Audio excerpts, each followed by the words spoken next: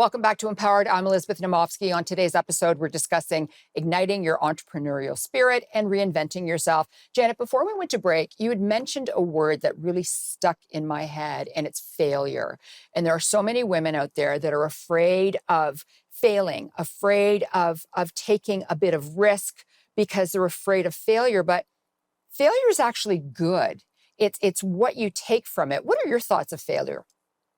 Yeah, listen, I think you have to fail to succeed. and Yeah, agreed. I'm an ex-athlete, so I'm used to failing over and over again and putting in the practice to get success. But along this entrepreneurial journey, you will have so many failures, and it's okay to fail. Not everything is going to end up as you planned. And there's actually a lot of entrepreneurs that start one business, they get into it, 3 months, 6 months, 8 months, a year, and they figure out, this isn't for me. And that's okay. And you don't have to look at that as a failure. You need to reframe it as being an opportunity for learning and growth. I totally agree with you. I think that, when you fail often enough, it builds upon your foundation for success. So we're on the same page here.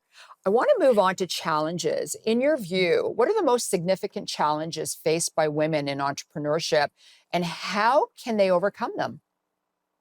Yeah, I think depending on who you ask, you get very different answers. Mhm. Some people will say it's lack of resource. Other people might say it's work-life balance.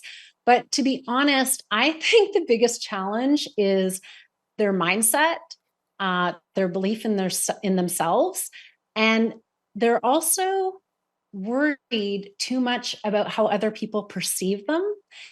And the fourth one I would say is not making their own dreams a priority. And I think sometimes as women, we become our own worst enemies because we use the word fear already, but we create these fears in our head and we sometimes have dialogues that go on. And I like to call it a record player. So it's like you have that record player that keeps going and going and going. And you actually have to take that record player off and put on a new one that has positive information. You have to recognize the value that you bring. And every single person has skills. They have something they can share. They have something that other people can learn from. And so the key is really figuring out what that is that you can share. And the other thing I think for women that's challenging is women are expected to drop everything for everybody else.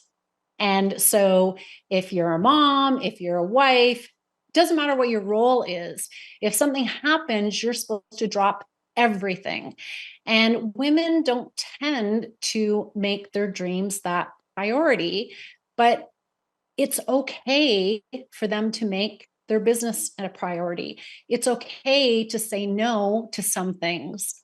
And when you say no, you don't have to give a full-blown explanation.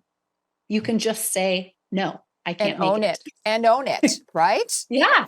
Yeah. So I want to step back because we were talking about challenges and you were talking about the record player in your head. And so many women struggle with all that negative think, right? And the problem is you're the only one who's experiencing that negativity in your head. And the more you think about it, the worse it gets and the stronger it gets. And we need to get away from that. So I want to talk to you about how can women overcome fear and that dreaded imposter syndrome as well? Because I don't care how successful you are, we all suffer Yeah. from imposter syndrome. So I want to talk about overcoming fear, the imposter syndrome in an entrepreneurial journey. Yeah, so it's interesting because imposter syndrome, especially in the last 3 to 5 years, has been thrown out a lot. We've seen a lot more people, like big names, talking about it, indicating that they've also had it. And there are people who you never ever would have thought would have suffered from it. And I think we need to reframe imposter syndrome. Like, because you have a fear, why do we always look at fear as being a bad thing? Sometimes when we have a fear, it's because we just really want to do a great job. And there's nothing wrong with wanting to do a great job and being afraid that we might not be up to that level. Because if you have that fear, it's going to drive you to do the best, I think. I totally agree with you. I sometimes, when I'm the most terrified and my heart feels like it's going to be jumping outside of my mouth, that's when I perform the best. And that's when I am the best. So when we come back, we'll keep talking about fear, imposter syndrome, challenges, and women and entrepreneurs. So don't go away.